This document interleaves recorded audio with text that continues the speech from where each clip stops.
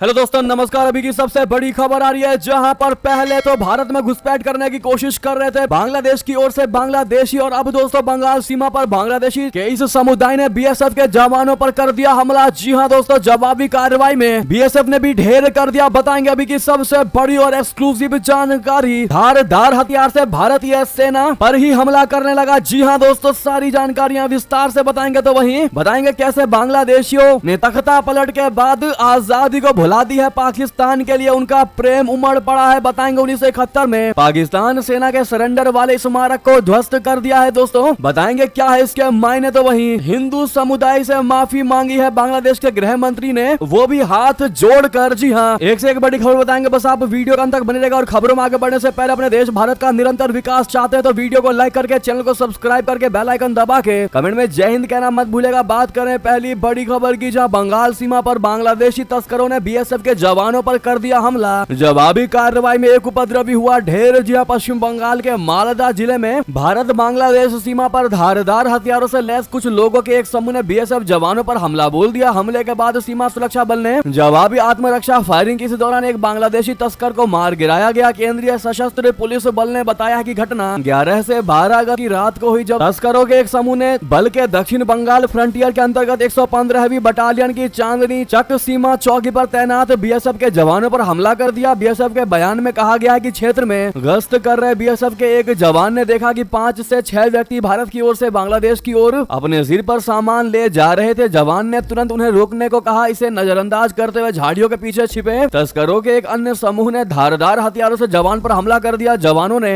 आत्मरक्षा में 2 राउंड गोलियां चलाई। गोलीबारी के बाद बदमाश अंधेरे और जंगली झाड़ियों में छिप गए। इसके बाद वे भारतीय सीमा की ओर भाग गए। एक बांग्लादेशी तस्कर घायल पाया गया और उसे सरकारी अस्पताल लेकर जाया गया, जहां बाद में उसकी मौत हो गई। मृतक की पहचान बांग्लादेश के चपई नवाबगंज जिले के ऋषिपारा गांव निवासी अब्दुल्ला के रूप में हुई है। जी हां दोस्तों, वैसे ही भारत और बांग्लादेश बॉर्डर पर अभी टेंशन चल रहा है। टेंशन का माहौल है। भारी संख्या में बीएसएफ जवान तैनात हैं। उसके बावजूद भी इस प्रकार से बीएसएफ पर हमला किया गया। वाकई में ये दर्शाता है कि बांग्लादेश के ये तस्कर कुछ भी करने को तैयार हैं भारत में प्रवेश करने के लिए। दोस्तों तो वहीं आपको बता दें, बांग्लादेशियों ने भुला दी आजादी। पाकिस्तान के लिए उमड़ा प्रेम। 1971 में पाकिस्तान सेना के सरेंडर वाले स्मारक को ध्वस्त कर दिया है। जी हां, बांग्लादेश में हुए तख्ता पलट के बाद जिस तरह के हालात नजर आ रहे हैं वो बेहद डराने के साथ साथ चौंकाने वाले भी हैं। एक तरफ जहां हिंदुओं और अल्पसंख्यकों को निशाना बनाया गया है, तो वहीं बांग्लादेश में कुछ ऐसे भी अराजक तत्व हैं जिनका पाकिस्तान के प्रति प्रेम उमड़ पड़ा है। ऐसे अराजक तत्व अपनी आजादी की लड़ाई को भूल चुके हैं, उससे जुड़ी निशानी को भी मिटाने पर तुल गए हैं। हिंसा की खबरों के बीच एक ऐसी तस्वीर भी सामने आई है जो राष्ट्र प्रेमी बांग्लादेशी लोगों का दिल तोड़ देगी। बांग्लादेश में उपद्रवियों ने मुजीबर नगर में 1971 के शहीद स्मारक स्थल पर मौजूद कई मूर्तियों को तोड़ दिया। इस दौरान उस स्मारक को भी तहस नहस कर दिया गया, जिसमें 1971 की जंग में पाकिस्तान को भारतीय सेना के सामने सरेंडर करते दिखाया गया था। 1971 का यह लम्हा बांग्लादेश के लिए ऐतिहासिक था। यह उनकी आजादी की तारीख है। 1971 के युद्ध ने न केवल बांग्लादेश को आजाद कराया था, बल्कि पाकिस्तान के बांग्लादेशियों पर ऐसे किए जा रहे जुल्म का भी अंत था। जी हाँ, अब ऐसे में यह माना जा रहा है कि जो तख्ता पलट के बाद बांग्लादेश में नई सरकार बनी है और खालिदा जिया के पार्टी के कार्यकर्ता और उनकी पार्टी के समर्थक भी काफी ज्यादा खुश नजर आ रहे हैं। वो कहीं ना कहीं अब ये दिख रहा है कि पाकिस्तान के लिए और चीन के लिए बांग्लादेश का प्रेम उमड़ने लगा है और भारत विरोधी फीलिंग्स जगती नजर आ रही है इन बांग्लादेशियों में। जी हाँ दोस्तों, तो वहीं इस पर आपकी राय क्या होने वाली जरूर बताएगा। लेकिन आपको बता दें, बांग्लादेश के गृह मंत्री ने हाथ जोड़कर मांगी है हिंदू समुदाय से माफी। जी हाँ दोस्तों, बड़ी खबर। बांग्लादेश की अंतरिम सरकार ने हिंदू समुदाय से माफी मांगी। कहा, हम सुरक्षा प्रदान करने में रहे हैं विफल, हाथ जोड़कर माफी मांगते हैं। बता दें, बांग्लादेश के नए होम एडवाइजर यानी गृह मंत्री सखावत हुसैन ने रविवार को हिंदू समुदाय से उनकी पर्याप्त सुरक्षा न कर पाने के लिए माफी मांगी। मीडिया रिपोर्ट्स के मुताबिक उन्होंने कहा है कि हिंदू अल्पसंख्यकों की सुरक्षा करना मुस्लिम बहुसंख्यकों का कर्तव्य है। उन्होंने इस जिम्मेदारी में विफलता को स्वीकार किया। उन्होंने समुदाय को भविष्य में सुरक्षा का आश्वासन दिया और सुधार की उम्मीद जताई। इसके अलावा अंतरिम कैबिनेट ने गुरुवार रात अपने सदस्यों के शपथ ग्रहण के बाद रविवार को अल्पसंख्यकों के खिलाफ हिंसा पर पहला बयान दिया। बयान में कहा कि कुछ स्थानों पर धार्मिक अल्पसंख्यकों पर हमले को गंभीर चिंता के साथ देखा गया है। कैबिनेट ने कहा कि वो इस तरह के जघन्य हमलों को हल करने के तरीके खोजने के लिए प्रतिनिधि निकायों और अन्य संबंधित समूहों के साथ तुरंत बैठक करेगी। यानी कि हिंदू छात्रों से मुलाकात करेंगे मोहम्मद यूनुस, उसके लिए बैठक बुला ली गई है। तो वहीं आपको बता दें, चीन समर्थक नेपाली प्रधानमंत्री ओली ने पीएम नरेंद्र मोदी जी को दिया काठमांडू आने का न्योता। संबंधों में क्या आने वाला है सुधार, नेपाल के साथ बात बता दें, नेपाल के प्रधानमंत्री केपी शर्मा ओली ने भारत के पीएम नरेंद्र मोदी जी को अपने देश आने का निमंत्रण दिया है। पीएम सचिवालय की ओर से जारी बयान में कहा गया कि ओली ने विदेश सचिव विक्रम मिस्त्री के साथ शिष्टाचार मुलाकात के दौरान नरेंद्र मोदी जी को नेपाल यात्रा के लिए न्योता दिया है, इन्विटेशन दिया है। ओली ने पुष्प कमल दहल की सरकार गिरने के बाद पिछले महीने ही चौथी बार नेपाल के प्रधानमंत्री के रूप में शपथ ली थी। केपी शर्मा ओली नेपाल के सबसे बड़े राजनीतिक चेहरों में से एक हैं। वो पहली बार 2015 में प्रधानमंत्री चुने गए थे। वो इसके वो 2018, फिर 2021 और 2024 में तीसरी बार प्रधानमंत्री बने हैं। ओली को भारत के लिए सख्त रुख रखने वाला और चीन के प्रति झुकाव रखने वाले नेता के तौर पर जाना जाता है। ओली के सत्ता में लौटने के बाद से भारत की कई चिंताएं नेपाल के बारे में रही हैं। अब जबकि ओली ने पीएम नरेंद्र मोदी जी को नेपाल आने का न्योता दिया है तो ये माना जा रहा है कि इससे दोनों देशों के रिश्तों में सकारात्मक चीजें होंगी। हालांकि वो बात अलग है कि चीन के पक्ष में हमेशा से रहे हैं ओली, लेकिन अब जिस प्रकार से उन्होंने प्रधानमंत्री नरेंद्र मोदी जी को इन्विटेशन दिया है, ये कहीं ना कहीं वाकई में ऐसा लग रहा है कि इस बार ओली अपना दिमाग जरूर चलाएंगे। तो वहीं आपको बता दें, पाकिस्तान में बुरी तरह फंस गया चाइना। 6200 करोड़ डॉलर के CPEC प्रोजेक्ट पर बड़ा खतरा। आखिर ड्रैगन को किस बात का है डर, बता दें। पाकिस्तान में चीन का 62 अरब डॉलर की आर्थिक कॉरिडोर CPEC परियोजना खतरे में पड़ चुकी है। पिछले 2 सप्ताह के पाकिस्तान के दक्षिणी पश्चिमी बंदरगाह शहर ग्वादर में बलूच अलगाववादी हिंसक प्रदर्शन कर रहे हैं। इन प्रदर्शनों ने चीन से वित्त पोषित परियोजनाओं के भविष्य पर संकट मंडराने लगा है। पाकिस्तान की कोशिशों के बावजूद शी जिनपिंग के महत्वाकांक्षी बेल्ट एंड रोड पहल यानी BRI के तहत शुरू की गई परियोजनाओं पर निशाना बनाकर हमले जारी हैं। इसने बीजिंग के सामने अभूतपूर्व स्थिति पैदा कर दी है। इन हमलों से चीन असहज है और उसने पाकिस्तान के सामने अपनी चिंता खुलकर जाहिर भी की है। जी हाँ, पिछले सप्ताह की शुरुआत में बलूच राष्ट्रवादी आंदोलन हिंसक हो गया था। प्रदर्शनकारियों और बंदरगाह परियोजनाओं की सुरक्षा में तैनात सुरक्षा बलों के बीच हिंसक झड़पों के बाद तनाव बढ़ा हुआ है। तो दोस्तों वहीं आपको बता दें, भारत के साथ आए मालदीव के राष्ट्रपति मुइज़ु इंडिया आउट पर दे दिया बड़ा बयान। कहा देश में अस्थिरता के लिए कोई जगह नहीं है। आपको बता दें, मालदीव का राष्ट्रपति बनने के बाद से ही चीन की गोद में झूल रहे मोहम्मद मुइज़ु की अगले 10 महीने बाद भारत के पाले में खड़े दिखाई दिए। इंडिया आउट अभियान चलाकर सत्ता में आने वाले मुइज़ु ने अब खुद ही इससे दूरी बना ली है। मुइज़ु ने कहा कि वो ऐसी किसी चीज को अनुमति नहीं देंगे जो मालदीव की सरकार की विदेश नीति के खिलाफ हो। उन्होंने एक सवाल के जवाब में ये बात कही जिसमें उनसे पूछा गया था कि क्या उनकी सरकार प्रोग्रेसिव पार्टी ऑफ मालदीव और पीपुल्स नेशनल कांग्रेस गठबंधन के विपक्ष में रहते हुए शुरू किए गए इंडिया आउट अभियान को आगे की अनुमति देगी। मालदीव के मीडिया आउटलेट अधाधु के साथ रविवार 11 अगस्त को एक विशेष साक्षात्कार में राष्ट्रपति मुइज़ु ने कहा कि लोगों ने उन्हें वोट दिया क्योंकि वे उनकी विदेश नीति में भरोसा करते हैं। तो दोस्तों वहीं बता दें, रूस की सीमा में 30 किलोमीटर अंदर घुसी यूक्रेनी सेना क्रेमलिन रह गया हैरान। अब क्या करेंगे व्लादिमीर पुतिन, बता दें यूक्रेनी सैनिक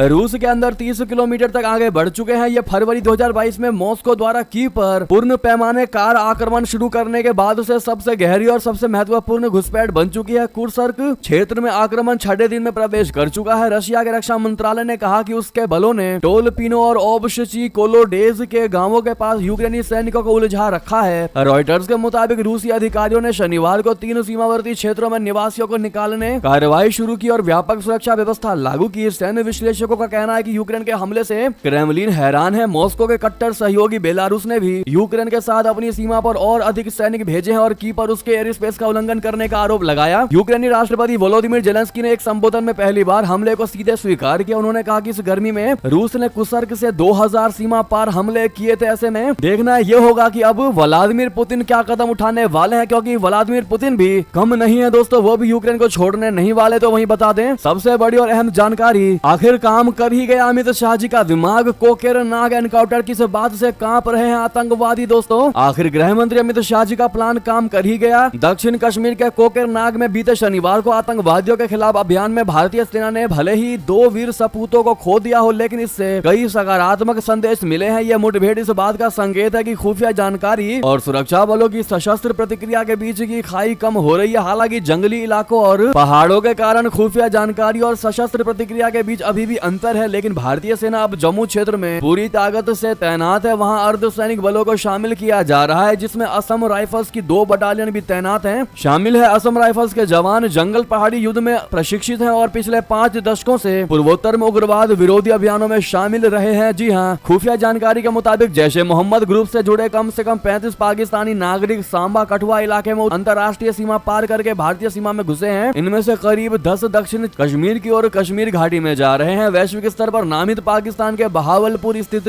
JEM आतंकवादी समूह का संचालन आतंकी सरगना रऊफ असगर कर रहा है जो मसूद अजहर का छोटा भाई है। JEM का आतंकवादी काशिफ जान इन आतंकवादियों को पंजाब, जम्मू और कश्मीर सीमा पर उड़ज नाले के रास्ते जम्मू कश्मीर में भेज रहा है। जी हाँ दोस्तों, तो वहीं बता दें ईरान इजराइल में कभी भी शुरू हो सकती है जंग। अमेरिका ने वार जोन में भेज दिए हैं एयरक्राफ्ट कैरियर और पनडुब्बियां। जी हाँ, अमेरिका के रक्षा मंत्री लॉयड ऑस्टिन ने मध्य पूर्व में एक गाइडेड मिसाइल पनडुब्बी का आदेश दिया है। रक्षा विभाग के मुताबिक लॉयड ऑस्टिन ने USS Abraham Lincoln aircraft carrier strike समूह को क्षेत्र में और ज्यादा तेजी से जाने के लिए कहा है। ये कदम ऐसे समय उठाया गया है जब अमेरिका और अन्य सहयोगी इजराइल और हमास के बीच संघर्ष विराम समझौते पर पहुंचने के लिए दबाव डाल रहे हैं, जो तेहरान में हमास के राजनीतिक नेता इस्माइल हानिया और बेरूज में एक वरिष्ठ हिजबुल्लाह कमांडर की हत्या के बाद क्षेत्र में बढ़ते तनाव को शांत करने में मदद कर सकता है। जी हाँ, अमेरिका का मानना है कि हमास नेता इस्माइल हानिया और हिजबुल्लाह कमांडर की हत्या के बाद इजराइल पर पलटवार हो सकता है। खासकर ईरान कभी भी इजराइल पर हमला कर सकता है, लिहाजा इजराइल पर होने वाले हमले को रोकने के लिए